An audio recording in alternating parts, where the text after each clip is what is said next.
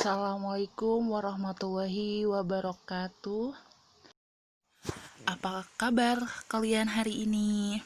Semoga kalian sehat-sehat selalu. Baik, di pertemuan pertama ini kita akan belajar teks laporan observasi. Mungkin kalian pernah mendengar yang namanya observasi, atau kalian pernah melakukan observasi. Nah, sebelum kita lanjut ke materi, Ibu akan membaca tujuan pembelajaran kita di teks laporan observasi ini. Pertama, tujuan pembelajaran kita hari ini adalah untuk menentukan isi pokok laporan hasil observasi dan menentukan ciri-ciri kebahasaan dalam teks laporan hasil observasi. Yang kedua, menyusun ringkasan teks laporan hasil observasi. Kemudian yang kedua, siswa dapat menyusun ringkasan teks laporan hasil observasi berdasarkan struktur, ciri kebahasaan, dan isi teks laporan hasil observasi dan terampil mempresentasikan hasil ringkasan teks laporan observasi berdasarkan struktur, ciri kebahasaan, dan isi laporan observasi dengan rasa ingin tahu, kerja keras, tanggung jawab, bersikap komunikatif selama proses pembelajaran. Nah, itu tujuan pembelajaran kita pada materi teks observasi. Sebelum kita masuk ke observasi atau kita memperdalam lagi tentang observasi, apakah kalian pernah membuat atau mengamati sebuah objek, baik itu objek dalam bentuk benda ataupun dalam bentuk benda hidup atau benda mati? Nah, jika kalian sudah pernah mengamati, kalian harus mengetahui informasi yang kalian cari, mulai dari keadaan atau kondisi dan situasi dari objek yang kalian teliti. Kemudian peneliti harus mencatat setiap keadaan yang diamati sebelum observasi dilaksanakan. Nah, itu yang harus ada di dalam laporan observasi. Jadi, apa sih itu observasi? Nah, jadi laporan observasi adalah teks yang berisi penjabaran umum atau melaporkan sesuatu berupa hasil dari pengamatan. Nah, kemudian kegiatan observasi merupakan kegiatan yang mengumpulkan data yang berisi informasi melalui pengamatan langsung di lapangan atau di lokasi pengamatan. Jadi, observasi itu melalui informasi berupa pengamatan. Selanjutnya, ada tujuan observasi.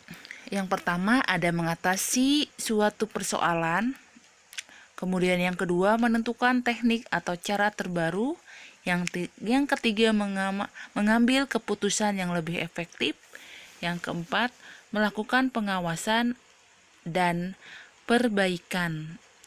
Yang terakhir ada mengetahui perkembangan suatu permasalahan yang dibahas. Seperti itu. Kemudian ciri-ciri observasi. Yang pertama, objek yang diamati harus sesuai dengan fakta. Nah, jangan sampai ketika kalian mengamati objeknya itu opini atau masih diragukan. Yang kedua, ada ditulis secara lengkap dan sempurna. Jadi harus berurutan, tidak boleh diacak tulisannya gitu. Kemudian yang ketiga, informasi teks merupakan hasil peneliti terkini dan harus terbukti kebenarannya. Jangan sampai hoak ya.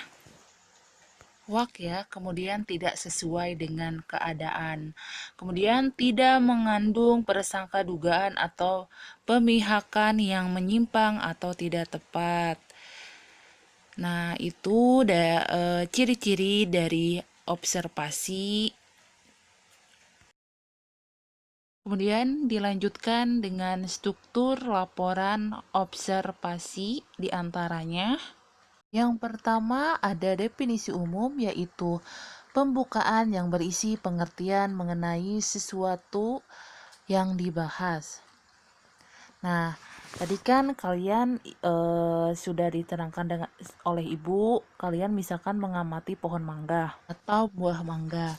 Nah, kalian cari tahu dulu apa sih itu buah mangga. Nah, cara menganalisisnya adalah kalian mencari definisi mengenai atau pengertian mengenai buah mangga tersebut. Itu caranya untuk mencari definisi umum. Kemudian yang kedua, definisi bagian, yaitu bagian yang berisi ide pokok dari setiap paragraf atau penjelasan terperinci. Maksudnya di sini adalah ketika kalian sudah mengetahui apa itu pohon atau buah mangga, nah di sini kalian harus mencari macam-macam atau jenis-jenis dari buah mangga tersebut. Nah, itu biasanya ada di paragraf 2. Kalau definisi umum itu ada di paragraf 1, kalau definisi bagian itu berada di paragraf 2 dan mengenai macam-macam atau jenis-jenisnya dan manfaat si buah mangga tersebut. Yang terakhir adalah penutup dan kesimpulan. Nah, penutup dan kesimpulan ini adalah berada di akhir teks laporan hasil observasi. Bagian ini atau bagian penutup ini boleh ada dan boleh tiada. Jadi tidak terlalu penting sekali ya kalau yang untuk ini. Jadi tidak terlalu penting sekali di bagian penutup ini. Lanjut, di sini ada ciri kebahasaan observasi. Yang pertama ada frase nomina. Nah, frase ini adalah gabungan dua atau lebih kata yang terdapat pada suatu kalimat yang sama. Sedangkan kalimat nomina adalah kata benda. Jadi dapat disimpulkan bahwa frase nomina yaitu gabungan dua kata atau lebih berupa kata benda dalam satu kalimat yang sama. Misalkan contohnya penggunaan bahan wayang. Nah, si wayang itu kan sebagai kata benda. Nah, makanya wayang disebut sebagai frase nomina. Nah, yang kedua adalah kata perba. Kata perba adalah kata kerja yang menggambarkan proses perbuatan atau keadaan. Nah, perba berfungsi sebagai predikat dalam suatu kalimat. Nah, predikat di sini sebagai kata kerja. Ada contohnya, Surya membeli ikan di pasar. Nah, di mana letak kata kerjanya? Di bagian membeli. Nah, kenapa bisa dikatakan di bagian membeli? Karena kan si Surya ini sedang melakukan perbuatan. Perbuatan itu sedang membeli. Nah, membeli apa? Membeli ikan di pasar. Itu dikatakan sebagai kata perba. Dilanjutkan di sini ada kata afiksasi. Afiksasi adalah proses pembentukan kata dengan cara mengungkapkan atau menggabungkan afiks dalam bentuk dasar atau dapat disebut sebagai proses penambahan afiks atau kata imbuhan. Jadi bahwa afiksasi itu adalah kata imbuhan. Di sini ada contohnya. Misalkan ada kata dasarnya main. Jika diimbuhkan menjadi bermain. Kemudian misalkan ada kata makan. Kalau jika diimbuhkan menjadi memakan. Nah, itu contoh dari afiksasi. Kemudian dilanjutkan dengan jenis laporan observasi. Yang pertama ada observasi mengenai kondisi sosial, ekonomi, politik. Kemudian yang kedua ada observasi mengenai kondisi lingkungan dan ekosistem. Dan yang ketiga adalah observasi mengenai keadaan yang sedang terjadi. atau Woodhead. Nah, jenis yang kita akan gunakan adalah jenis observasi mengenai kondisi lingkungan dan ekosistem.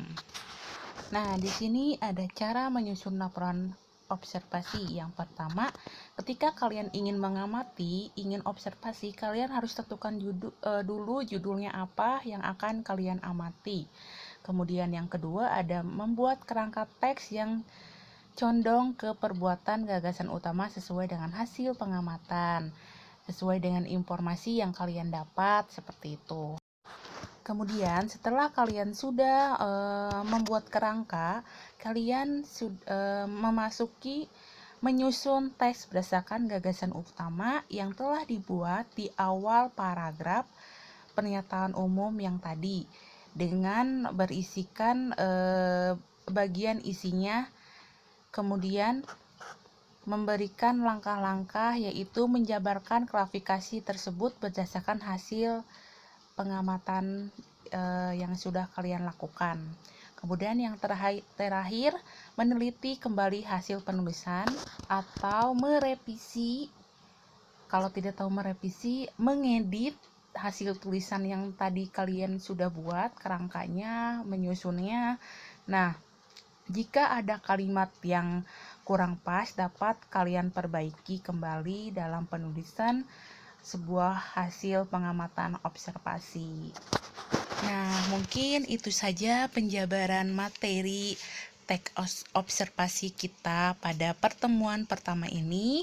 Semoga kalian bisa memahami. Jika tidak, silakan menghubungi ibu bertanya. Ada pepatah bilang, malu bertanya sesat di jalan. Jadi, kalau misalkan kalian tidak bertanya, maka kalian tidak akan tahu atau kalian tidak akan mengerti dari materi pembahasan kita hari ini. Mungkin itu saja perkenalan materi pertama. Terima kasih. Kurang lebihnya mohon maaf. Wabillahi taufiq wal hidayah. Wassalamualaikum warahmatullahi wabarakatuh.